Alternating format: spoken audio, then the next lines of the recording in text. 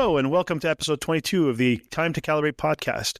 I'm Mark Levesque, and my co-hosts today are Bob Allaby from the Time to Go Travel and Timepieces YouTube channel, Brent Robillard from the Calibrated Wristies, and we have a special guest host, Mr. Timepiece himself, Jason Hutton. Thanks for joining me, gentlemen. Thank you. Good morning. Morning. How are you guys doing? Good. Awesome. Outstanding. Good stuff.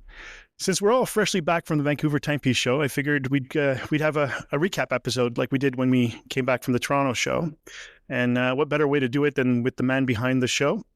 But first, we got to get the wrist checks out of the way. What's on your wrist, guys? Jason, how about you go first? I'm wearing the Studio Underdog Smoked Salmon, which is their mono pusher special edition they put out recently. So it's all deep branded. So it's kind of got it's not a Moser, but it's got a Moser-ish feel to it. So I quite like it. It was my first Studio Underdog. And I was on the fence yesterday where they purchased one of their avocado watches that they had their release with. So I said, no, I'm going to hold off and decide to wear this today in celebration of saving myself some money. You know what? I think you might have been a little too late because I think that those sold out quite fast. They usually run the window for ordering for quite a while, but they had like a crazy amount of orders. I think they had 2,000 or 3,000 units. No, it was 8,000 that they sold. That's crazy. 8,000 units in like 2 hours, something. I saw it this morning on Instagram. It was nuts. Yeah, it's they have such incredible success, and their biggest limiter right now is really finding qualified assembly people in the UK that they can work with. So yeah, that's a brand that's just had such incredible success, and I'm so happy for them. And I love clever marketing, and these guys are nailing it out of the park with the marketing. Oh, 100%. Sure. What about you, Brent? What's on your wrist? Actually, this morning I have on the Marathon nav, the SSD, and it's the watch I wear most often on weekends, actually. And today I actually have it on, and I think I posted this morning too. I have it on that Zulu Diver Octopod system, which I really love. Actually. Yeah, that looks cool. Yeah. And that does look cool. That color with that particular watch too. Yeah, very nice. Yeah, very happy. Yeah, I replied to your post, pin-up wrist. We got to make that happen for the next episode, next right. Magazine. Yeah, I definitely need a new account. I'm going to call it the Naked Wrist. Yeah, that's all you need is another Instagram account. Yeah. Bob, what about you? Okay, Mark, I'm going to quiz you to see what you learned at the show. Oh, God. By saying 2 words.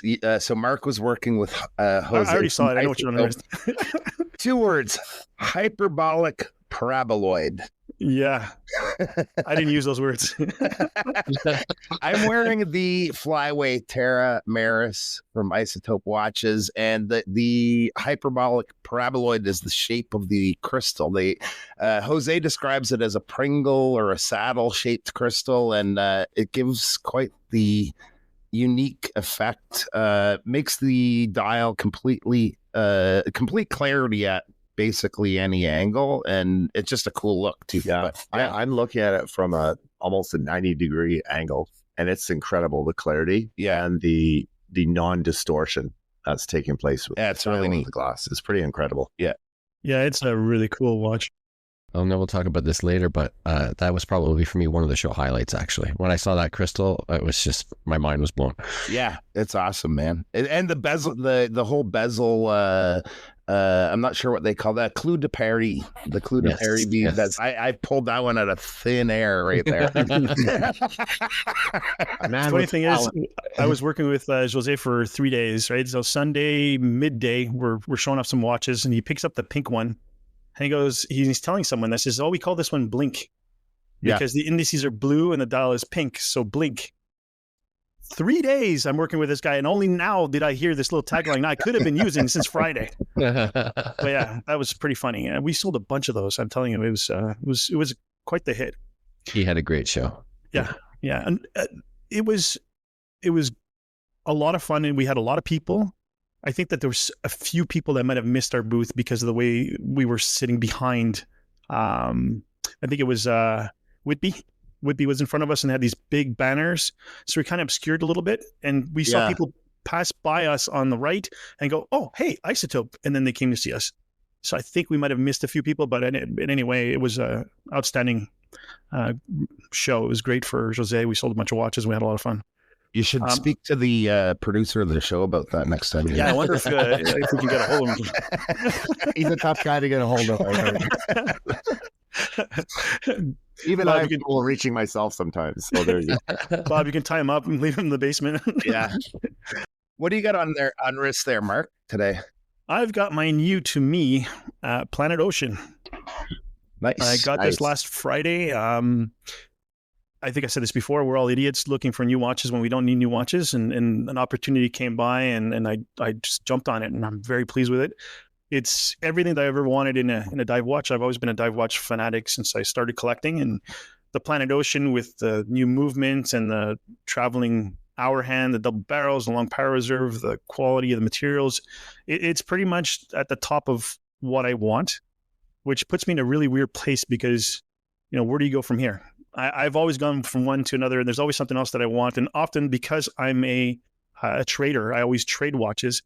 I often have to settle, right? Either it's the watch that I want, but not right the color that I really want, or it's not something I really want, but it's a good opportunity to get something that's a little more valuable than what I had, and stuff like that. The Planet Ocean is what I wanted. It is the color that I wanted. So where do I go from here? I guess time will tell, and we'll see. So yeah, that's the watch I got on. I'm very happy with it, and it's keeping incredible time as it should. So very pleased.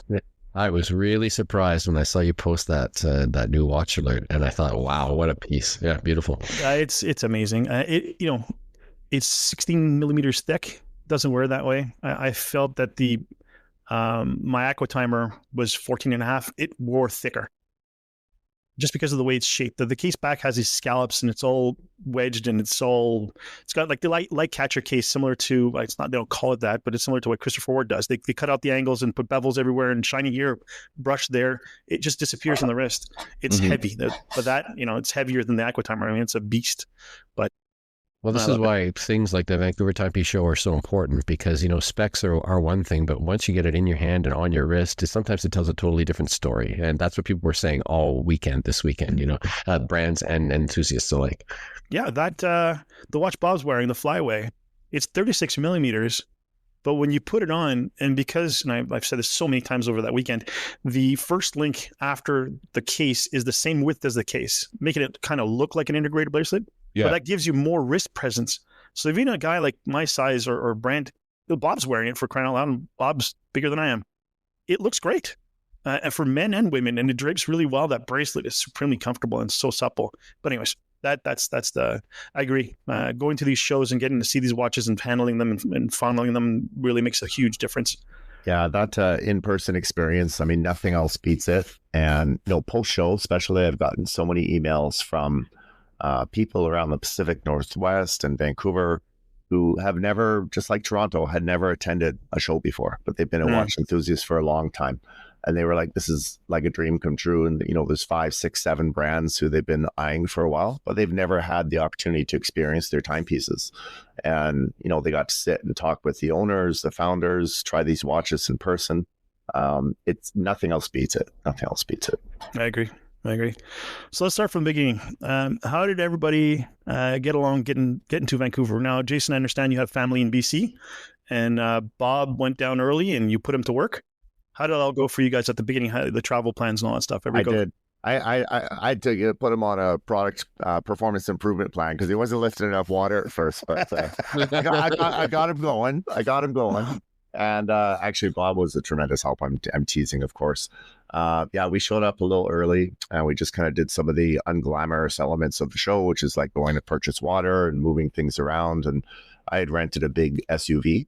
So similar to Toronto, when we were transporting a lot of things, we just loaded up that car, and I did a few before Bob arrived, and then the day of, I think we did maybe 2 loads. I can't remember. Yeah, I think 2. So it's a lot of back and forth between my mom's place and the hotel in North Vancouver, and things went smoothly. Everything was ready to go pretty much by the time the show opened up, and just with these things, there's always so many moving parts, but I'm thankful that I have a lot of really great people helping to support me, both locally and folks that came out like Bob from Toronto to Vancouver. So it's been tremendously helpful. Yeah, it was a lot of fun for me. The big memory, because it's all a bit of a blur, is just walking out of the airport. I had a jacket on. and the weather was much nicer there than out here on the East Coast. So I shed the jacket, thinking, "Oh, this is gorgeous," and then immediately Costco run for waters. And but no, it was an awesome time. Well, like the whole venue is really cool. Like it's kind of a compact area there. So I can remember first getting to the hotel, there's familiar faces kind of all over the place, brands and just friends. So that was a cool. Just the way to set up that area was really neat, really cool spot for a show. Yeah, I was very, very happy with the venue, and it really kind of delivered on everything I believed that it would, just because of what's the one common space and the high ceilings and just the layout and the abundance of natural light. Like, brands loved it. It's actually really interesting, Jim. We'll probably get into it a little bit later, but the amount of attendees that came through over the weekend was 2,600 people, which is actually 30% more than what was coming through in Toronto. It didn't feel like that, though, because the venue was a little bit larger and also with the high ceilings, but it was really, really steady. Brands did great too, the ones that were selling product. A lot of them sold a lot of product. And it was just a really amazing audience and a totally different vibe than Toronto, though, too. Yeah, very different. Very, very much Vancouver style, a lot more relaxed vibe. And there was a lineup in the morning, but nothing like Toronto. And it's not that the people didn't come. They just kind of said, "Oh, I'll come by, when I'm ready or after lunch or different things." They stopped off for yoga and a coffee, and then they showed up. And then they stayed all day. They stayed all day. Yeah. And you know what? It's you say it a bit tongue in cheek, but it's true. There are people showing up and they had like yoga gear, and you could literally tell they went to some class or went for a walk. And one of the things that was happening in the city on the Sunday, and I don't know if you saw this, Mark, at all, or Brent, but there was a big run there that they have every year called the Sun Run. And it was about 250,000 people take part in it. It's huge. And after the run, which usually takes place in the morning at like 7 or 8 in the morning, there was actually a bunch of people that came to the show and they're in their running gear still. So they had their Sun Run t-shirts and their number on and, their running tights and things like that. So people just kind of meandered into the show. And those are the people that didn't change. I'm sure there are people that went home and showered and changed as well. But yeah, it was a tremendous atmosphere, and the venue was absolutely lovely. So I was very happy with it. Yeah, it was a steady amount of people. In Toronto, I found it was quite steady, but it came in batches. Like, we were too deep in people at the booths, and we didn't have those conversations. We were showing the models, letting people handle them, and we weren't having long form conversations with people. In Vancouver, we spent a lot of time talking to people. It was really amazing, the curiosity and all that stuff. It was great.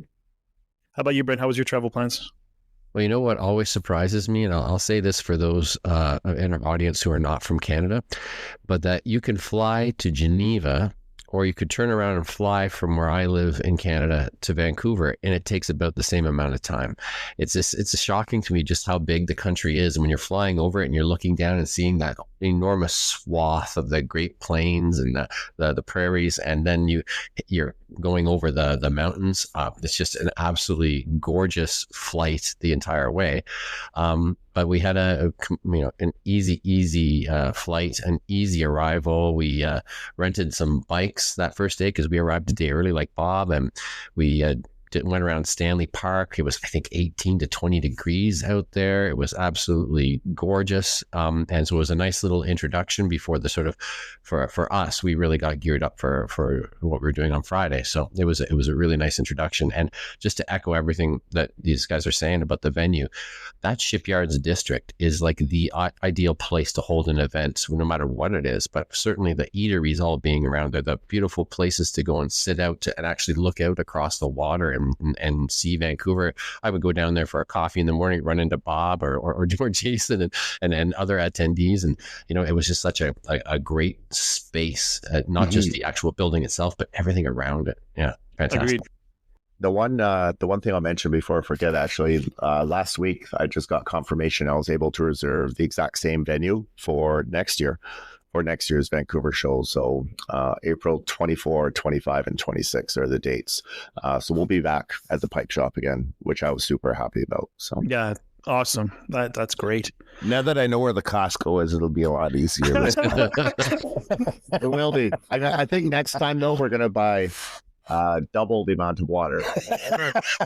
We took a lot of cases, and everybody was so thirsty. We basically ran out of water after like day one. And and the lunches were amazing, by the way.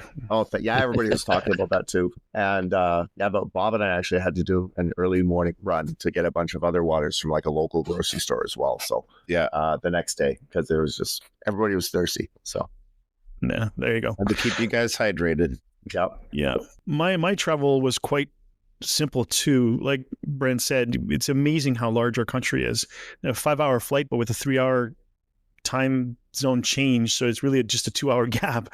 So you leave at 7, you get there at 9, which is, but you're in the plane for 5 hours. For me, my son drove me to the airport. I strolled through security with no lineup. I hit the Tim Hortons. That's where the lineup was. It wasn't very long, but I got my breakfast.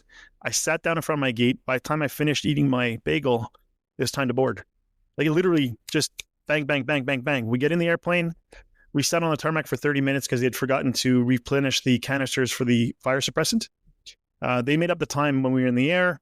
We got there on time at the airport in Vancouver. I literally walked to the taxi stand. There was nobody waiting. I got into a taxi right away. 45 minutes later, I was at the venue. And it was incredible. I get out of the taxi and I look at the hotel, and there's like a window, not a display, but a window, where the kitchen was, not the kitchen, the restaurant was. And Jose was sitting right there in the window. So I walked in and I said, "Is that seat taken?" And he looks up and he's a big smile. I got a huge hug. And we sat down. We caught up for like 5-10 minutes. And he says, "Look, I got to go see Brent at the Calibrated Wrist Media Command Center," which was Brent's room, because he had an interview to do. So we showed up there. We were a little early. Huey was just finishing up, Huey from RZE. And so then it was Jose's turn. He sat down. I sat on the bed, and I'm thinking to myself, this is so cool. I landed in Vancouver. I met my friend right away. We were in a room. Brent's doing an interview with like little cameras, and Caroline's doing the photo shooting on the sides. And I'm sitting on the bed holding the brand new Calibrated Wrist magazine in my hands. And then that was just fantastic. And as we were leaving, we were going to go have lunch. Jose and I were going to take the C bus. We were walking out, and we bumped into Mike Pearson, who had 2 suitcases full of watches. He was schlepping into Brent's room, and he kind of looked like a pharmaceutical salesman, meeting a doctor to show him all the new drugs, which is not too far from the truth. But yeah, so that was the start of an amazing weekend. I couldn't have planned it better. It was just incredible. So yeah, so what are your favorite moments at the show? Any particular experiences happen to you guys that really stood out? Jason, what about you? There are so many. I don't think there's one particular one that stands out more than the others. The part that always stands out to me, though, in any of these shows is just the feeling and the many conversations with the enthusiasts, especially people that have traveled to the show. I love connecting with people, knowing they made the effort and gave up some of their time to come down and be a part of the show experience. And be able to create these shows and create those connective experiences for such a large group of people. That's something I really love, and that's a big driver for me. So that's the thing that I took away from the Toronto show, and this is also what I'm, getting for the takeaway from Vancouver as well. Just the overall experience of bringing everybody together, both brands and enthusiasts, and it's an incredible feeling to be able to do that.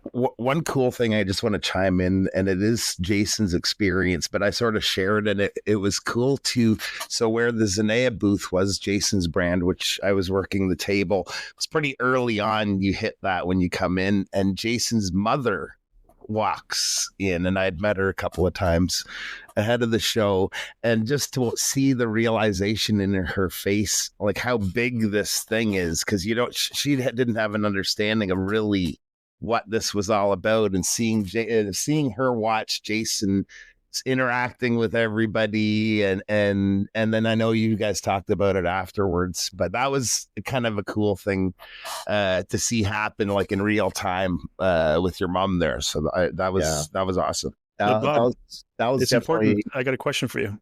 Did you sell her a Zenea watch? I tried, but my mom's on a fixed budget, Yeah, but it's actually, that's now that Bob brings it up, I mean, that was one of the things about this show that was quite unique for me is I have a lot of family in Vancouver. So my mom came out and her guest was my Aunt Beverly. So again, both of them, not necessarily into watches, but they really wanted to kind of come and experience the show. My dad and his girlfriend also came down and enjoyed the show as well. My mom, I figured she doesn't go out as much anymore. And I figured she'll come by for, a courtesy half an hour or 40 minutes. And she actually stayed for pretty much the entire evening. She was there for almost 4 hours. And she was just having a great time chatting with all the brands. And every brand I went up to, they're like, "Oh, I met your mom. I met your mom." Oh, that's awesome. Some would say I met your dad too, but most of them were like, "Oh, I met your mom. I met your mom." And it was just, it was kind of special in that way. And certainly to be able to share that passion with my family as well was meaningful. So that was kind of a nice start to the weekend for sure. So. That's awesome. What about you, Brent? Well, I think I want to just give some kudos to Jason on a couple of things that he does. He did it in Toronto and he did it again in Vancouver. And he even went a step further. But that creators night to me is always such a great occurrence because you get time to actually speak to people. And like he said, 4 hours goes by and you realize you haven't even made your way around half of the room, but you've had meaningful conversations. People are a little bit more relaxed because you know that the next day it's going to be go, go, go for them, that sort of thing. But this time around, the other really great thing was that, Jason, you held that brand night. And I think that although I have to, I appreciate the invite, I'm not a brand, but what I liked about experiencing that was seeing all of those people who for the rest of the weekend probably got no time to talk to each other because they're so busy, but they were all, discussing and networking and brainstorming and just having a really good time. And I think that that's really a fantastic experience. And I'm glad that I was a part of both of those things. And I know we're going to talk about the after hours events a little bit later in this podcast, so I won't really touch on those. But those two things that sort of kick the show off, I think that the brands really appreciate that. And Mark, you mentioned the lunches, and this is another thing. I heard echoed every time that I was interviewing somebody from a brand. They would say that they felt so well treated at the shows, and that's one of the things. And I think that you, as a brand owner yourself, and having experienced other shows, you kind of know what it is that you would like to see or you would like to experience as a brand owner, and you deliver that in spades. So kudos and the fantastic experience all around for that reason. Thank you so much. Yeah, that's awesome. For me, similar to you guys, it was a lot of really cool conversations with a lot of people. I didn't get to go to the brands thing on the Thursday because I only flew in on Friday morning. But on that Friday Creators event, I got to walk around. Unfortunately, because of the length of the conversations we were having with a lot of people, I started from the beginning and then made my way through. And by the time I finished Formex, it was almost closing time. I made it to Christopher Ward and talking with Mike, playing with the new Loco watch. I didn't have time to do much more than that. And then the rest of the weekend, we were really busy at Isotope, and I felt bad leaving Jose by himself. So we kept on. I kept on moving around, and one really good conversation I had was with a customer. We had two ladies and one of their boyfriends with them at the Isotope booth, and they were thinking about the Flyway, and she was holding it in her hands, and she was really looking forward to maybe buying it, but she wasn't sure yet. So she said she'd come back, and she walked around for a little bit. She did come back, and so we're talking to her, and it turns out that she works for Birks. And she was worried about buying a watch that she would wear at the office that they don't sell at the store. So she was, on the fence. And she told me it was between the Isotope and a Christopher Ward that she'd liked. So I told her, look, if you get the Christopher Ward, Mike, you can stop listening right now. If you get the Christopher Ward, there's a good chance that people recognize the watch at the store or where she works at the office or whatever it is at Birks. So if you get the Isotope, it's going to be a little more conspicuous. No one will really know the brand, and it'll be mysterious, and there'll be a fun conversation piece. And then she thought of that, and she wound up buying the watch, and she was really happy with it. And it's such a pleasure to work with. And he signed paperwork and all that stuff, and he made her laugh, and just a great experience. Honestly, the enthusiasm in everybody's faces, and it's not just the enthusiasm in the people, the attendees, but in the presenters and the exhibitors. I mean, people were coming up to our booth. I saw I posted it on my Instagram. I saw a Porsche design Ocean 2000 from the 90s in person. There was another lady. A lady came in with another one, but it was the gold and titanium version. We saw a bunch of brands, a bunch of watches, Lang watches. We saw a whole bunch of watches that are not presented at the show that were so much fun. So the enthusiasm on our part, seeing their watches, seeing them being excited about us, recognizing their watches, and it was just a great time. That's cool. Can't go wrong. It was just a great time. One of my favorite moments, I was sort of running around with my getting some footage with the camera and talking to a few brands, and in the very back corner was a brand new company, Noctua watches. Oh, yeah. He makes the Thule watches, but he had the coolest booth there for one big reason. He had a flamethrower at his booth. A functional flamethrower. So I'm talking to him about that a little bit, and right next door is the Handhart guys. So they bring out their phones, and they had shot the thing off the night before. So I ended up really bonding with Handhart over this flamethrower thing. And As one does. And those guys were awesome, by the way. Like I really enjoyed the chatting with them, and kind of met up with them a couple of times after the fact too. But I'll never forget that moment with Handhart and Noctua bonding over a flamethrower. I kind of caught the tail end at the end of one of the days, and they decided, let's go outside and where it's safe and fire up the flamethrower. And I kind of caught the tail end as he was like waving it around a little bit. And I reposted a story of a picture of him as the flames are coming out, and it's pretty wild. The flames are like 4 or 5 feet going out from the flamethrower. But Felix, who was there from Handhart, he was just having a great time. So it was a lot of fun. But these are funny little moments, right, that happen at the show. Felix was telling me a little bit about, and we've talked about it too, Brett, about their facility in Germany, and they have an event coming up in June. They invited me to go to this, which I don't think is going to work.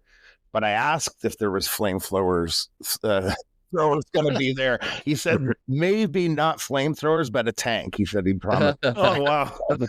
Wow, talking about the next level. Yeah, next level. Yeah. You know what's very interesting about all of these anecdotes, and I'm going to chime in here with another thing that to me was probably a highlight, is that these people are all there, and as were many of us, obviously, not just as enthusiasts, but we're there to do business, and yet this is the kind of stuff that's happening when we're doing business. It's just so much fun and so much passion. Like I think of the day that we were running interviews. We were running interviews from 10 in the morning until 1 in the afternoon, and it was like like every 15 minutes a new person was coming up, and at one point, Mark tells a story about Mike Pearson and his watch container while his watches were late being delivered, and so he was calling me and texting me and emailing me and saying, I'm going to miss my interview time, what do I do, and so after a while, we got kind of like a log jam, and people were showing up. We had Jose in the room, we had Huey in the room, we had Mark in the room, and then people were just moving in. I think we had about 9 or 10 people there at one point. It was like a party had broken out, and I had to say to Caroline, use your teacher voice. We got to get back to work here, But it's just a wonderful, wonderful experience that first day for sure. Absolutely. Yeah. Don't you have a teacher voice too? I was never a good disciplinarian. This is one of the wonderful things about these shows though too, and this is why I love the independent watch space. Is people they're there to work, they're there to grow their business, move the needle in some form for their business, but they're there to have fun and enjoy themselves and network and chat and connect with people. And just when these little unique opportunities kind of present themselves, it just makes these shows so much more fun. And it keeps people's energies up because it's the days are long, right? You're there for 8-9 hours and you're talking to literally thousands of people. So it could be a bit exhausting as a brand exhibitor, but it's so much fun when you get to connect with individuals. And even though it's exhausting in some ways, it gives you energy as well. So I love hearing these little stories, and some I witness, some I don't, because I'm many different places. But the flamethrower one was probably one that I never would have predicted. I think it's one of my favorite, at least photo op moments of the show. It's so cool. Yeah, no one had that on their bingo card, that's for sure. No, yeah, absolutely. That's a whole other bingo card for that one. So, So how about the watches? Anybody have any favorites that they ran into? Anything that impressed or surprised you? And is there anything that you want now after seeing them in person? Jason, what about you? oh, there's always ones I want. I'm trying to hold off. The one that have been waiting for a while to see was the Studio Underdog, their guacamole and their avocado. And I got to experience that in person, of course. And actually, I was always leaning more towards the guacamole. But I think after seeing the two, I kind of shifted a bit. And I said, oh, the avocado would be a nice watch to have. And let's say I was tempted. I went to their website a couple times yesterday, but I ultimately decided to hold off. So, and there's lots of other absolutely incredible watches. And there's a watch from Elliot Brown. Actually, I messaged them already and said, see if you can bring an extra one to Toronto, because I'm probably going to pick that up when they come to Toronto, which is I can't remember the exact name of it, but it's basically their GMT with the white loom face. I quite like it. So yeah, that's beautiful. I'll probably pick that watch up when they come to Toronto. Yeah, she was wearing a blue one that wasn't released yet. That was really nice. The lady from Ellie Brown. There's so many amazing pieces there, and Jem and Guy, I just love both of them to bits. They're absolutely amazing people. So they're great people. They hung out with us a lot. I mean, Jose's from the UK too, and they're friends. They go to the same shows all the time. So we were hanging out with them a lot. They're great people. Absolutely. Yeah. They were a highlight. They were a highlight for me in Toronto. They were a highlight again this time around. I would, their watches really speak to me and the kind of watches that I like to collect. And so I'd be happy with any of the watches that they produce. Same thing with Hanhart. Hanhart was huge for me. Of course, we've done a lot of reviews of both Elliot Brown and Hanhart pieces. So we've had a lot move in and out of our studio, but they had some new ones that were at the show, which was really great. We had great conversations with Guy and Jem, and then we had a really great lunch with Felix and Franz from Hanhart. So that was a lot of fun. But I have to give props to Christopher Ward and the C12 Loco. They took a real gamble in creating that watch. They took a real gamble with their sort of marketing campaign. I watched the Freewheeling documentary and I absolutely loved it. And I give them huge props for taking on that kind of horology work. So that was definitely a highlight. And when Mike brought them up to the room for some photography and things, I was really impressed to get a chance to look at them up close. Serica to me is always a highlight. I talked to Jerome when we were in Geneva, and so it was great to see him at the show. And of course, I saw a few things that are under embargo and can't discuss today, but I think that people are going to be really happy with what's coming up later this month. Isotope is always a highlight for me, and this wasn't a novelty, but that moonshot chronograph, that Terra Maris colorway, boy, that's a tough one to walk away from for me. But also that flyway that you're wearing, Bob, actually was a show highlight for me, as I mentioned earlier. Yeah. And that's also the Terra Maris colorway. Yeah. So I hadn't realized that on the day, but now I'm realizing it now as we're talking about them. And then, Arkin, I almost pulled a trigger there and won't say that I won't, but Ken from Arkin makes some really cool stuff, and they always sell out. And they really speak to me too with their sort of toolish intent, and also for that same reason, RZE. They have taken like Christopher Ward, but in a different way. They've taken a huge risk with that UDT 8000, making a digital watch. How many independent watchmakers are you seeing design their own custom module and guarantee it for life? They have a lifetime guarantee on that particular watch. So I think that's very cool. So I'm pretty sure I'll be wearing that one throughout the summer. So those all were probably big highlights for me. What about you guys? Yeah, Bob, what about you? So for me, Hanhart was a big one because I hadn't really seen their watches in person. A couple of times here and there at watch meets, but I hadn't seen their full lineup.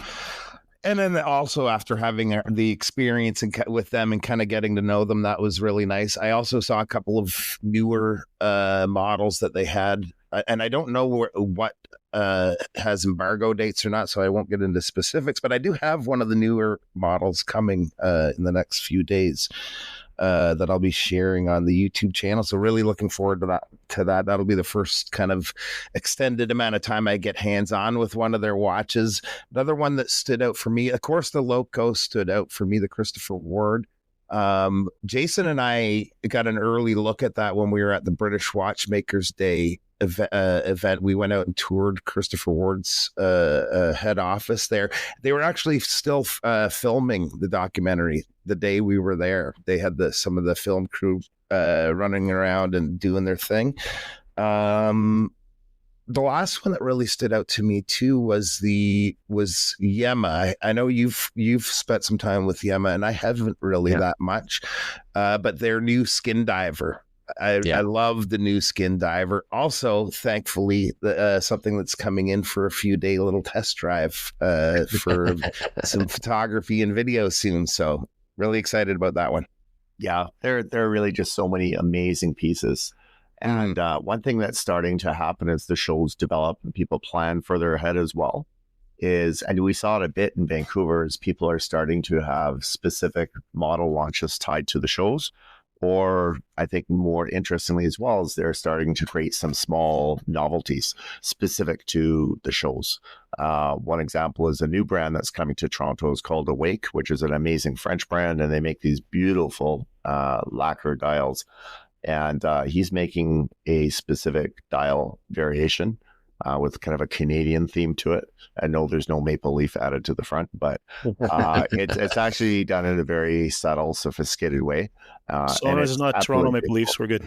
There's no Habs logo or Toronto Maple Leafs logo, so it's good. And, but this is very exciting to see these type of things develop.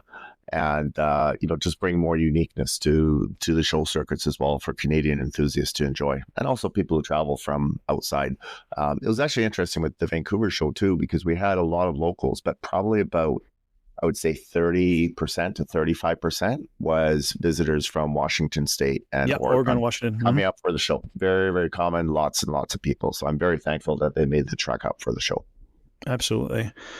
For me, the CW Loco was a highlight for sure. And you got to admit, it's pretty impressive that Brent nearly nailed it on the last podcast without knowing what it was. He said it was going to be a 12 case. He said it was going to be a free sprung balance. Wow, it's uncanny how he nailed that. So that's awesome. I think it's really impressive in person, in hand. It looks really good. If you understand the complication, it is remarkable. When you look at it from the back, it looks like a watch that should be costing with 4 zeros in the price tag, and it isn't. It's not for me. It's not my style. It's not something I would buy, but apparently they're already sold out for their first run. So kudos to CW for doing such a great job. If I was to buy a Christopher Ward, it would probably be the Lumiere. I'm still in love with that watch from last year's Toronto show and the Red Bar I saw it at the week before. I absolutely adore that watch. I think that it's super slim. It's comfortable. It's titanium. It's got a great lume, which everybody loves. Colorways are fantastic. I think that's my favorite CW. Watches that impressed me also, the Formex Ceramic Essence was impressive. I watched the release online on the videos, and the clasp looked a little large, and I thought that the gap between where the clasp ends and the bracelet begins was large, and it looked unsightly. That's just because it was black on black in polished areas, so it kind of looked worse than it actually is. When I saw it in person, it was perfect. It was seamless. It looked great. It functioned well. And meeting Raphael, this is a person that I'd worked with when he first got into the brand. When I had reviewed one of the first Formex watches 20-something years ago, when it was the original owners, and it was this giant hockey puck with suspensions, and it was just giant, ugly watch. But I had reviewed it for the magazine I was writing for. And when Raphael took over and they had this nice slim Essence, that the first one that came out, I was the first person to review them online. And then I've done a couple others for him. So it was nice seeing him in person and, give him a hug and talk about his watches. And he went through the whole ceramic, the swing arms on the clasp. That's the only thing that's actually titanium and not ceramic, because if it was ceramic, then we'd have to change the pricing of the watch dramatically. But you can't even tell. It's titanium and it's black, and it looks so good. So seeing him was really cool. And those watches, the Space One watches, blew me away. I had seen them only online before. The gentleman who runs the company was so nice, and he was French. So I got to speak to him in French, and he was so excited to speak to someone in French. And he showed me their new one, which is under embargo. I won't mention it, but that completely blew me away. Again, not something I would actually wear, but I can appreciate as a watch collector. Fortis watches, getting to see those in person and their new movement and their new pilot watch, and the Novonaut, handling that thing. I was saying before that my Planet Ocean is a heavy, big watch. Doesn't hold a candle to the steel Novonaut. I mean, that thing is a beast and can double as brass knuckles if ever you needed it in a bar fight. I mean, it's a badass watch. It was so cool. Unfortunately, I didn't have time. I didn't get to see everything in Vancouver because I was working with Isotope and we were all very busy. I missed the Hanhart booth, and I'm really pissed because I only remember when I got home that they had a new dive watch that I really wanted to see. I completely forgot about it at the show. I didn't get to see that. One watch though that for me that I wanted to see and I got to see is the Jack Mason Dr. Pepper Stratotimer with the silver dial and the burgundy and red bezel, and it's stunning. And their watches are just so well made. And Peter is such a great guy. I even told him on Sunday when I went back and visited a second time that I'd actually dreamt of that watch. I was lying in bed thinking of what I could sell or move in order to afford to buy that watch on the spot. But I promised my wife I'd be a good boy. And if I bought a watch at the show, that would disqualify me from my good boy status. So I didn't buy it. I'm still thinking about it. And he told me there's another Dr. Pepper coming up, I think in October. I don't remember. It's sometime soon. So I might wait for that one because he always seems to outdo himself every time he makes a new watch. So we'll see. That's where I was with that. How about people? Anybody that you guys run into that you weren't expecting, or someone that made a new friend? Jason, anybody that stood out for you? I'm always making friends, but the one that kind of stood out, and it was a bit of a surprise, and I sent him a note about the show. He's a old friend from high school. We kind of keep in touch on LinkedIn and things like that. And he's a watch enthusiast as well, and actually he owns a Zenea as well. So this is kind of how we got reconnected. And I told him about the show as it was happening. I gave him the dates, but I hadn't really spoken to him since then. But he had registered for the show. So I saw him on Saturday, and I kind of had a chance to hang out and take a picture with him and just talk watches. And so that was kind of a pleasant surprise for me because I wasn't expecting him necessarily to be there. And it was just great to kind of see him in person because we don't often get to connect face to face. So, what about you, Brent? Yeah, well, there are lots. There are people that you only see maybe once or twice a year, and it's at shows like these that you see them. Antoine from Yema is one of those for me. I've been dealing with Antoine for 4 or 5 years online, and sometimes we see each other in Geneva, but they weren't there this year, so it was wonderful to catch him in Vancouver. But that meant that it was over a year since we'd seen each other. Aaron Sawyer was there, the Canadian watchmaker from Saskatoon. Always good to talk with him. We're probably gonna be working with him on the new issue of the magazine and that sort of thing. So that was a lot of fun. Felix and Franz from Hanhart. I think we became sort of fast friends over that time period. They're just wonderful guys, and they're just so into what they're doing. And they're doing it completely out of passion. And like Bob was talking about their facility, they've been producing watches in that facility since 1937, and it's still going strong. It's such a cool story. But there were all kinds of watch fam guys that we ran across. So we talked about these Seattle folks. So like we had Corey Enthused Dad on Instagram. Michael was there from Which Watch. Ray from Watch Companion, and Don Rogan from Edmonton came in from Edmonton. So it was really cool on that creators night to run across all of them, because those were some people that I've been talking to and dealing with again for 4 or 5 years, and that was the very first time that I got a chance to see them. Really got along well with Ray, and met later on with him as well. And then at one of the after hours gatherings, I met a guy named Take Ko. Now, you guys may know him. He's on Instagram and on YouTube as Big Head Taco. Yep. And he's a camera guy, also a watch guy, but really a camera guy, Fujifilm and Leica, and he writes for Fujifilm and then that sort of thing. And he was just awesome. And so we got together later on. I'll maybe talk about that if we get there. It's in today's show. And the last one would probably have to be Jerome from Serica. Like I feel like we're kind of like what do you call it, like soulmates, and we have so many similar interests and things like that. And so we got to have he stayed on in Vancouver like we did, so we had a nice dinner the night before he finally flew off to San Fran and stuff like that. So yeah, just I mean, obviously, and although we see each other more often, it's cool to see all of us together in one space and sort of see what everybody's doing, you know, and to see how everybody operates. So that's always fun too. Yeah, it was such a great experience, and you know, with the exception of Bob, because I put him to work moving water around. I felt like with the both of you, I sort of saw you a bit, but it was just in passing because we were also busy, tied up doing different things. And I think Brent, I only like spoke to you a few times really over the weekend. And Mark, same thing, like kind of quick hellos, and then we're off doing our other things. So, but you mentioned a lot of guests coming up. I just want to give a shout out as well to AJ from Analog Explorer. He's a podcaster out of Bellingham. He's been very supportive of the show and doing lots of interviews and things like that too. So just want to give him a shout out and appreciate him taking the trek up each day to come and enjoy the show. So. Hey, Bob, what about you? Speaking of coverage of the show and supporting the show, one person I've known on through Instagram forever was Watch Companion. Met him for the first time at the show, and he did some like, if you're not following him on Instagram, he did some excellent posts showing the people behind the brands, the watches. He was awesome to talk to, so I was really glad to meet him. One person that came up that I've sort of known through Instagram in the last couple of years is Girl Meets Watch. I don't know if you guys met her, the one that came up from Nashville. Her story is kind of cool. Her son showed up at home with a Zelos, I think an Aventurine dial watch a couple of years ago.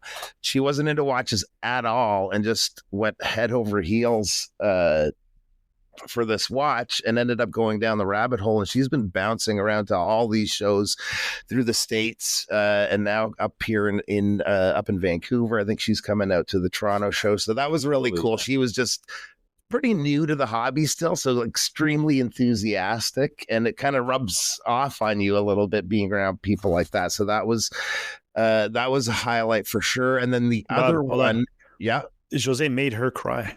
Really? Yeah, he was telling stories about his watches and how passionate he is, and she was moved, believe it or not. Yeah. That was very cool. Sorry I interrupted you. No, that's okay. That's okay. So, and the other person, and that is very cool. And Jose can bring me almost to tears sometimes too. But one last kind of cool person that I got to spend a lot of time with, because we shared the Zanea table with Duckworth Prestex, was Neil Duckworth. And I don't want to get into too much because he's agreed to come on the podcast, but he has a neat connection, not only with his own brand, but with Tag Heuer, F1. He has been around for a long time. I didn't realize it, but Mark walked up to me and he said, "You really need to pick this guy's ear." In the middle of the show. So I started to tell you, I think you said, ask him about F1 or something like that. He's the one who brought Tag Heuer into Europe, into UK. He started Tag Heuer in the UK way back when Tag bought Heuer, or they merged or whatever it was. And he's friends with, I think the gentleman has recently passed away, but he was friends with one of the owners of McLaren. Yes, he's done custom watches for the employees of McLaren. There's a bunch of stuff that we'll save for when we have him on the show. But he was a really cool guy to talk to. Yeah, that's awesome. He's really nice too. Yeah. So I have a friend I've known for nearly 30 years that lives in Vancouver. He's in the film business there. He does stand-ins and some camera work. He's worked on the X-Men movies. He's worked on Percy Jackson, a whole bunch of movies. And over the years, he's sent me pictures of himself, dressed exactly like the actors and with the actors and stuff like that. And he's a great guy. And we were watch friends, and trading watches is what we used to do. Like, I'd have a watch he wanted, he'd have a watch I wanted, and we'd trade. And we did that many, many times. And one of those watches was my first IWC Aquatimer. And it was a titanium version of the GST line. This is like late 90s. And I'd send it to him. I had written the review. I sent it to him. And he's a camera guy, a diehard camera guy. And so he did the photography for it. And that review still exists on GeoCities. That's how long ago that was.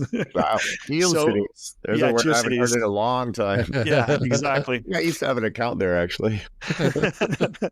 So when I realized that I was going to be in Vancouver, my plans firmed up. I reached out to Jason. Jason got him a ticket for the creators event. And he showed up, and he came in. He had a giant Nikon Z something with this massive lens on it, and then in a bag he had a Hasselblad camera in the bag, and that's the picture he took of me and Jose sitting down at the end of the night. And he hung out with us the entire time. And it was so nice to connect with him and give him a big hug and then just finally spend time with the guy in person. Anyways, I'm going to start crying now. Anyways, it was really nice. And he wound up buying an Isotope Hydrium, the orange one. And he's been taking pictures for us since he got it. Every day I get new pictures on either Instagram or he sends them to me on WhatsApp, and they're phenomenal pictures. I mean, he's a really good, gifted photographer. So, and he happens to be friends with Big Head Taco. Oh, wow. Yeah, and of course they would be. Yeah. So Kyle went around walking, and Big Head Taco came to our table and was talking to us. And because I was still reeling in the moment that I had just had. And I met my friend. I hadn't seen him, and I've never met him in 30 years. I'm friends with him. And he goes, "Oh, yeah, you should meet my friend Kyle." I was, that's the guy.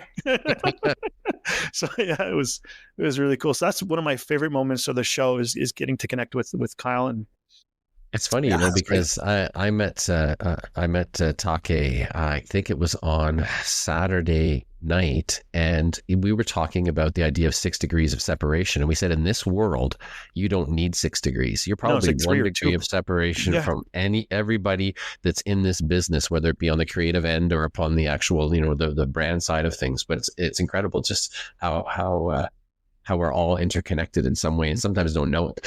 Yep. So we talked earlier a little bit about extracurricular activities outside the show. So there were other events. Saturday evening, we participated in a dinner with Dan Mann, Dansome on Instagram.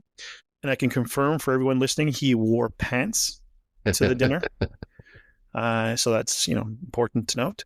And what else did you guys do? I know that after that evening, I was pretty burnt after Friday because of the travel and the show. I went to bed early and my back was killing me because I have a bad back. And so Saturday after that dinner, I turned it in. I couldn't, it was a long, long day. But you guys went out and did other stuff. Did you guys participate in other events? For me, sorry, go ahead, Brent. Well, yeah, I obviously I'll let Jason probably talk about these things too, but the Tap and Barrel on the Thursday night was, like I say, the brand night was fantastic, but so was the creators evening. But in terms of like after hour shows, there was a really cool one, and it didn't last very long. It was right before we went to Dan Mann's dinner, which was really great. It was a lot more intimate, and maybe I'll let Bob tell stories from what happened after that. But we also went to this little one. It was at the Copper Penny, and it was RZE, Ver, Serica, and Arkin, and it was all organized by a new group called Watch Hang. And it was literally like a speakeasy. You got to the Copper Penny, and then you said your name, and you had to show your invite, and then they led you down this little corridor, and which led to another corridor, which led past some distillery stuff, and then all of a sudden you were in what looked like a caboose or a railway car, very slim, long room, dim lighting. And it was packed. And again, maybe there were only 30 people there, but it's so small. And that was a lot of fun. There were just so many people who were fans of those brands, and all of those various, brand owners were there and that sort of thing. And it's too bad that couldn't go on even later, but I think that they were sandwiched in between other events that the Copper Penny was hosting. But that was actually really great. Like, there were just so many excellent conversations about just the things about like creativity and the industry and that sort of thing, and that was definitely a lot of fun. I think we'll probably talk a little bit more about the TGN Marathon event later, but that was also great. Yeah, for me, I was quite busy with working with Jason, but the Thursday night brand dinner, I think Brent, myself, and Jason were the only non-brand people there. But so that was a really cool experience. It was kind of neat because I was sitting right across from Tyler Morden, I think is his name, from Morden Watches. And he's a very new watch brand from this area here. I think he's in Guelph. so this was his first show, and he had never really experienced being out at like meetups or anything at all. And he was very nervous. So I was kind of introducing him to some people and just watching how like that sort of just watching him sort of meeting like-minded people for the first time was really cool. And there was a couple of new brands like that were going through the same thing. Mikado watches, also an Ontario brand, but that was kind of a fun night for me, and a highlight as far as like the after hours. Well, that was before hours stuff, pre-show really, but that was definitely a highlight for me. Yeah, there's so many amazing after hour events that happen. As a show organizer, that's probably the one thing that's a downside. If you were to ask me about like the shows, is I get so busy doing things post show, I don't often get to attend these. And when we did it with Toronto, I was like, oh, I'm going to go to all these events, and I think I wound up going to one out of like 4 or 5 because you just get very busy.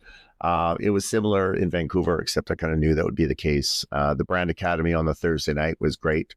A lot of fun, a real mixture of brands there. The turnout was really good too. We probably had about 85% of the brands who were at the show in attendance at that dinner, which was fantastic.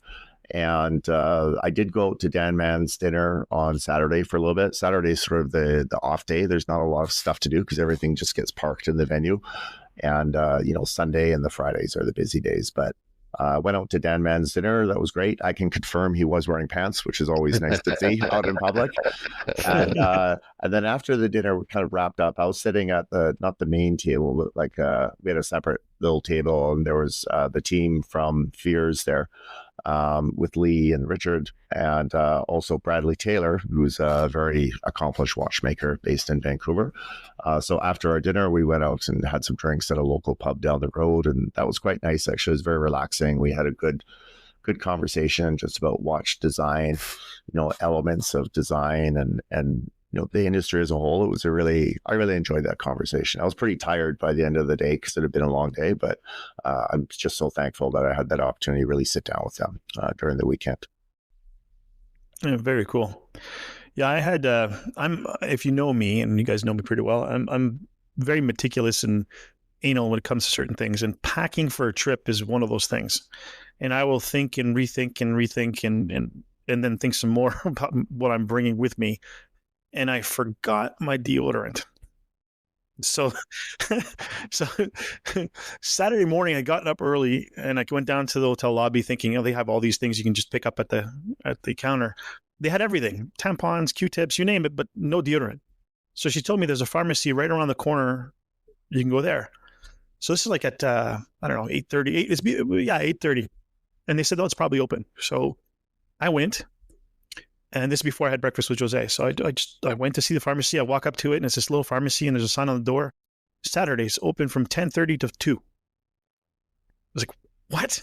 What pharmacy is only open for 4 hours in the middle of the day on a Saturday? How does that make any sense?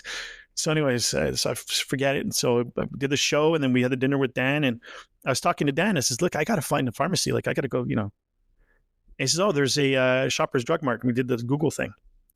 The Shoppers Drug Mart was across the street from the little pharmacy I was just looking at.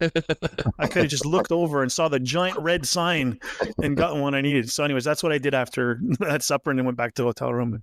And, thought about that Jack Mason watch.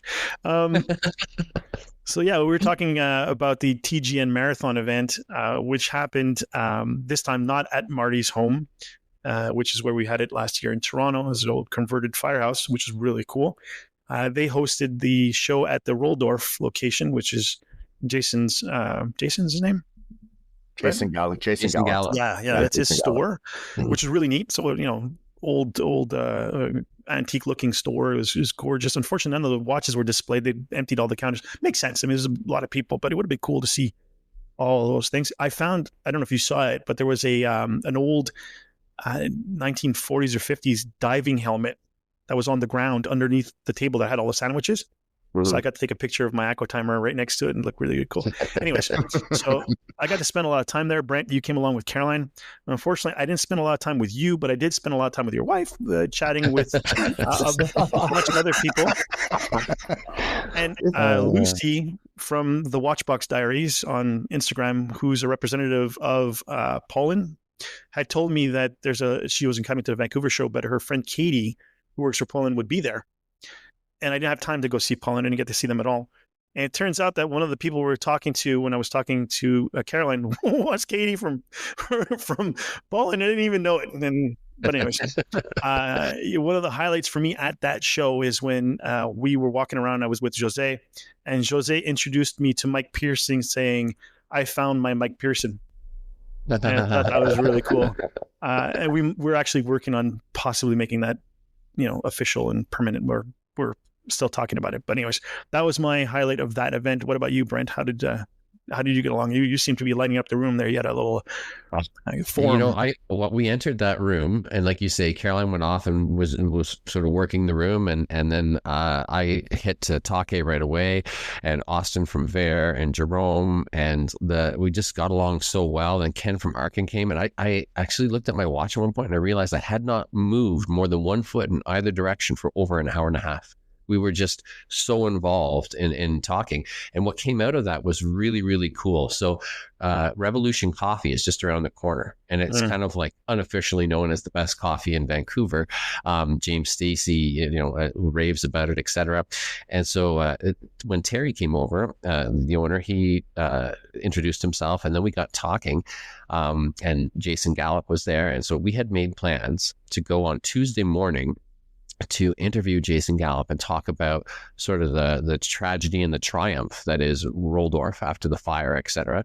And so Terry said, well, hey, they don't open till 11. Why don't you guys come and I'll serve you coffee? So Jerome and Take and Ray from Watch Companion and Caroline and my daughter Maya, me, like we all just sort of convened at Revolution Coffee that morning, and we just had the greatest time, like just chatting, etc. And then we moved over. We took that party over to Roldorf and interviewed Jason. And Caroline's going to be putting together a short documentary about that once she's done with the Vancouver Timepiece Show documentary. And so he's just such a compelling storyteller. All I had to do, I think, was ask him 4 questions and then sit back, and he just.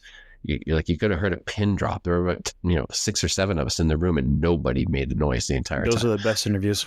Yeah, they're so good. What about what did you guys do, Bob? And the Sunday, I was very tempted to go to the Roldorf thing too. That seemed like the hot spot to be that night, but honestly, I was exhausted. For me, I find flying west versus east messes me up more. Like the jet lag messes me up more. So we kind of took it easy. We went out for dinner with one of Jason's friends, and Geraldine, shout out to Geraldine. She works with Jason at the shows and really helps kind of put it all together, all the little pieces. So we had a nice dinner with the 4 of us back at the Tap and Barrel again for probably the 3rd or 4th time during the time we were there.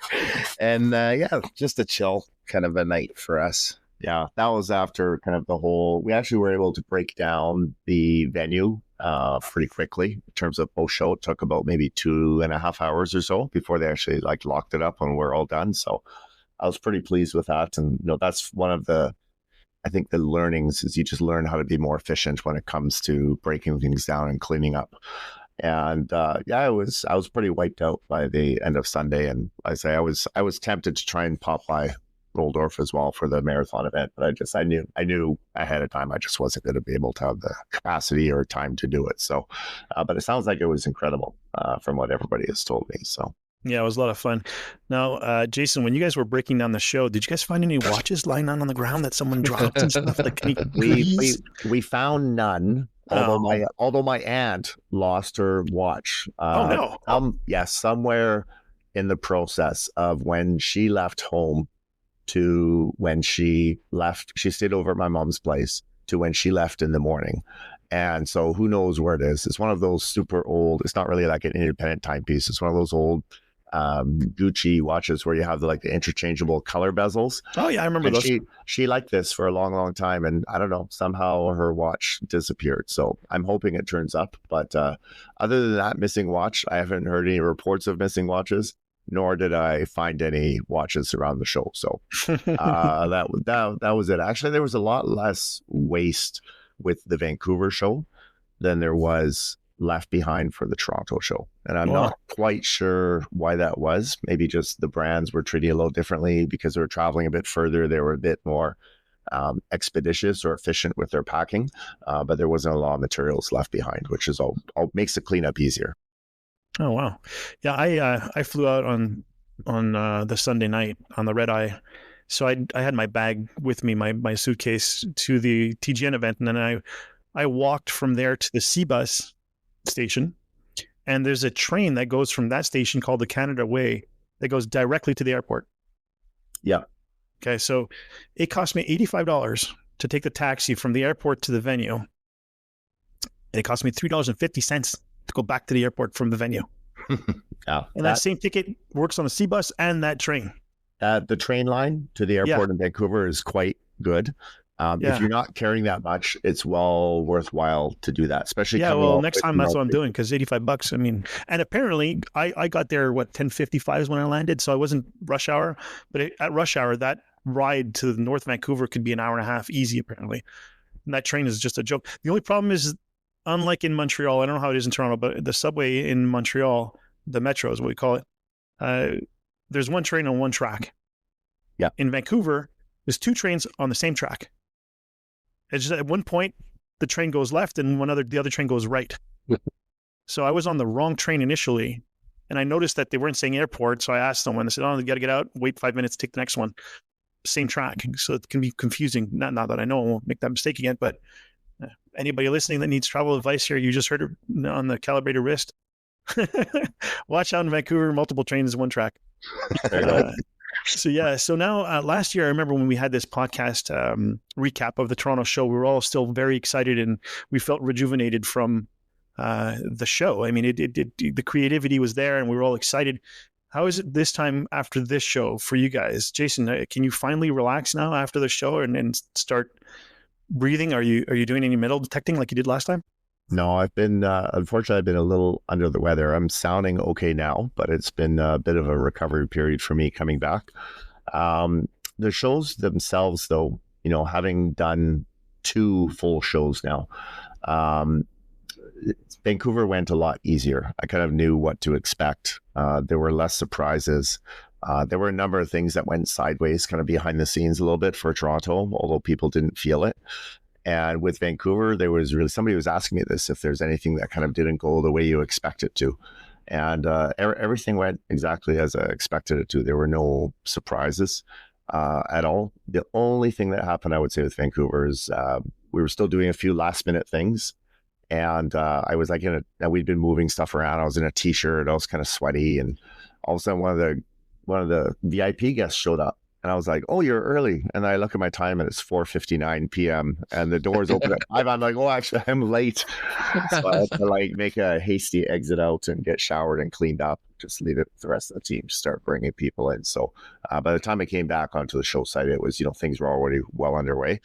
And but it was great. I mean, there's afterwards, you just got to recuperate a little bit because it's a long weekend. For sure, but it took a few days. Things went really well. I'm super happy with it. I'm excited for Toronto. I think the brands were really, really happy. I got nothing but positive feedback. They all love the lunches too. I had so many people come up to me and thank me for the lunches. They absolutely love them. So especially because there's lots of choices too. Everybody's like, "Oh, this is great. I get to choose from 8 or 10 different options in terms of those little bags of chips are hard to open. They are. I agree. I struggled with that too. They're delicious, but man, they taste good once you get them open. So. Yeah. We got to talk to the producer, the show producer. We'll put it on the list. I'll bring one of those Costco bags of Cheetos. A kettle, 900 grams of kettle bags. There you go. We got the volume. We'll heat it out. I know for sure. So, what about you, Brent? How are you feeling after the show?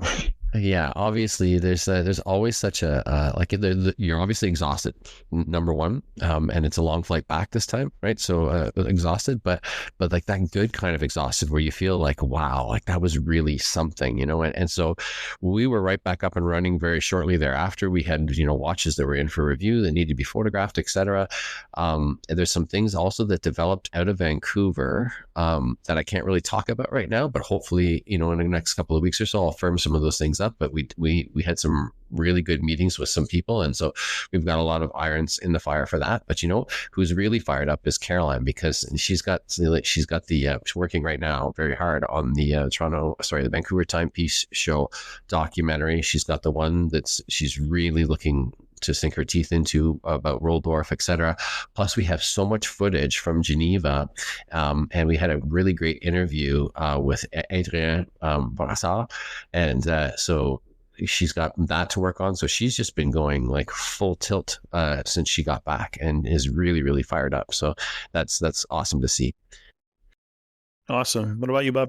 I can just envision, we had a little thing going on where we were photo bombing each other all weekend long. So as she's editing all of this stuff, she's going to go, oh, there's Bob again. But it was fun, but I knew I ruined a couple of her shots there. But yeah. Yeah, it was awesome. It's always good meeting up with the brands, like people that you've worked with for a long time and don't get to see very often, if ever, meeting new brands. And then the people too, like you mentioned, some of the Seattle crowd that came up, Enthused Dad, Witch Watch, just connecting with people like that in person was really cool. And then you're kind of energized because you're talking to them after the thing too.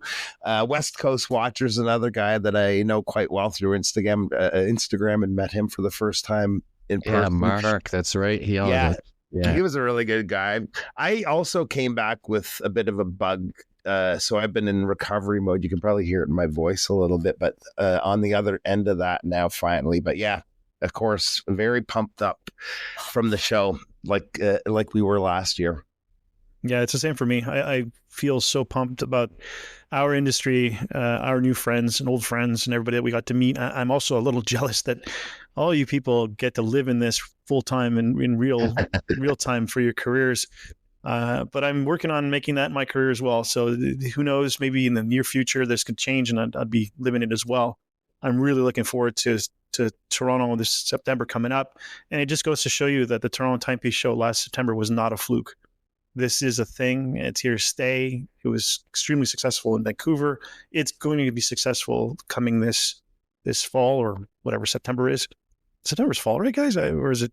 I know it's Canada. It's either summer or damn it, it's winter all over again. Yeah, so really looking forward to the future. And that leads me to my next question. What do you guys have cooking coming up? I know that, Brent, you've got the magazine and other things going on. You had the supper with Superdoc, our friend RJ Kama, that you attended recently. What's going on in your near future? Well, like we were talking about just before this podcast started, I'm running on about 3 hours sleep right now. We went all the way down to Niagara on the Lake yesterday, to the Reef Winery, where Longa was doing a special sort of private event that RJ had invited me to come down and take a look at. So they had their staples there, like the Longa Eins, the Saxonia, the 1815. They're just absolutely incredible timepieces, like some of the greatest timepieces probably on the planet. And then they had like the Zeitwerk that was there as well, the one that has like the mechanically driven digital display, the jumping numerals and everything. Just the watches that are just as beautiful to look at from beneath as they are to look at from above. And then they had some of their novelties there, and for me, the novelty that just really hit me in the gut was the Odysseus Honey Gold. What a watch. Like I posted something about it in a story on Instagram this morning at like 5 a.m. when I was getting up to come here for this podcast. So it was, but just, a phenomenal event, really, really well run. And back in 1993, I actually proposed to Caroline when we were down in Niagara on the Lake. And so with Mother's Day coming up, I can say this safely because this podcast doesn't come out till Monday. But I got a really great bottle of wine down there. Reef is one of the best wineries in the region. And we got this kiln dried Chardonnay. And what was fantastic about it was that they actually had Klaus come out, who is the owner winemaker, and he signed the bottle for her. So I know she's going to be really pumped about that this weekend. So that was a great event, obviously. Yeah. Oh, that's awesome. What about you, Bob? I know that you're working on a traveling road show with Jason, and you've already had an event already. What's coming up with the future with that? Where are you guys going to be next? So we're doing kind of a monthly, smaller scale meetup, working with a few different brands. Our next one, we just confirmed the date. I don't want to give venues out quite yet or in this way, but it's going to be on the 29th of May in the Mississauga area. So if anybody is in the Mississauga area for that evening, probably going to be 6:30 to 9:30 or 10 o'clock. They can reach out to me at my email, timetogo1978@gmail.com. If you'd like to attend, we'd love to have you there. But we're going to be bringing a few different brands. We have Isotope on board, Vario, and a newer brand that was at the Vancouver show, Sunrex. I don't know if you guys got to check them out, but they have a solar line of watches and really cool stuff. There's a few more brands that we're hoping to have on board in the next little while. But yeah, the next one's in Mississauga. And shortly we plan to have one hopefully out your way, Mark, with your help. Yeah, please do. In Montreal. So yeah. Anybody I've already put the bug out, so I've got a few friends that are.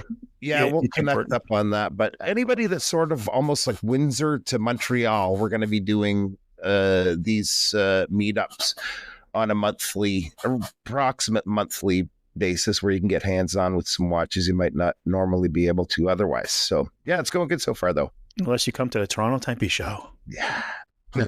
Nothing beats Toronto or Vancouver, of course, but these are fun though, little meetups, and like Bob said, 25, 30, 35 people. Yeah. Opportunity to get hands-on with some kind of fun brands and just a very relaxed evening. So unique venues too. Unique venues, and it's going really well so far. I mean, we're just fairly new into the business, but we have a number of clients on board with a number kind of in the wings who are waiting to come in. So very, very happy with it so far. So lots more to come on that, I think, in the coming months. I'm wondering if you put the bug in Lang's ear while you're out there. Yeah, exactly. Get them to come on. If you've ever had a chance to handle one of those Lang watches or Longuet or whatever, it's like nothing else. They're just spectacular. I would agree. They're pretty spectacular in person. It's just nothing else beats it. Well, I did have a good conversation with Emma, who was the retail head of retail for all of North America. They don't have a presence really in Canada right now, but I feel like that event was them dipping their toe in. I think that they sell them at Chateau d'Ivoire in Montreal. Oh, no. What I mean is their own boutique. Sorry. Oh, okay. Yeah, but I think that's them sort of testing the waters. They only make 5,000 watches a year. Like that's, so, but the value of those watches is enormously high, obviously, but and they sell out typically. So yeah, I think there's it's very interesting. I think with the global marketplace right now, just because of all the shifts and changes going on, there's a renewed interest in other geographies, Canada being one of them, with many watch brands of all levels, whether it's small independents or powerhouses like Langa. So yeah. So, Jason, now that the Vancouver Timepiece Show is behind you, I assume, and I'm pretty sure, that the Toronto Timepiece Show now is full steam ahead, right? And so is the Gala Awards show that we've already discussed once before. How are things going with those events? Is the event sold out? Can we or our audience help in any way? I haven't released tickets yet for Toronto. That's probably going to be within the next week. I'm going to create the link. We'll update our website. Everything is housed now at timepieceshow.com. So if you look at that website right now, it's still got the Vancouver show information kind of front and at the top. That will shift in the coming next couple of weeks. And the Toronto event information will be there, as well as the link to register for tickets. We have a new venue this year at the Meridian Arts Center. It's much larger, so we have the ability to have much larger crowds. I am anticipating we're going to have 4,000 plus people over the weekend. Holy cow. I get I would say 2 to 6 emails a day right now. Just people reaching out to me either through Instagram or email saying, when are you releasing tickets? I missed last year and I want to come. I want to come. So there's a huge demand for it. And we have a lot of brands already confirmed for Toronto. I haven't published them yet. Some really, really big ones though. And I'll drop a few names here. We've got about 70% of our tables sold. So in terms of some of the larger brands, we're still waiting on a couple of retailers who are bringing in some pretty big names, but groups like Doxa is coming in, which they were not in Toronto last year. This is very much an enthusiast brand, so super excited to have them come. Breitling, the brand, will be present at the Toronto show, which is absolutely incredible. So they're going to be there. They have kind of their own little boutique area towards the front. A lot of the other kind of, standard ones that came last year were supportive and always very popular brands like Formex, Christopher Ward, Fears, Marathon, etc. We've got Isotope is there as well. And like I said, a lot of incredible brands coming. Youngins as well is coming from Germany. Oh, cool. I'm a big fan of theirs. Yeah, me too. There's so many others. There's another kind of interesting independent brand called Piccola Joffret. And I apologize if I mispronounced that, but they're a really high-end Swiss brand and, everything made in Switzerland, even straps, which I think is kind of cool.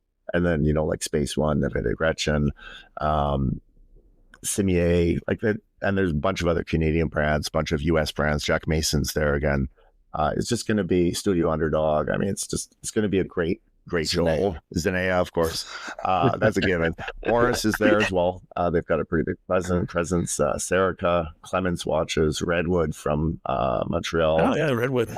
Edward Christopher. They'll be their first Canadian appearance. They're a great British brand. Awake, French brand. Our friend Gio from Puerto Rico is going to be there again. Beau Bleu, which is an incredible brand, and Mark and his team, they're amazing.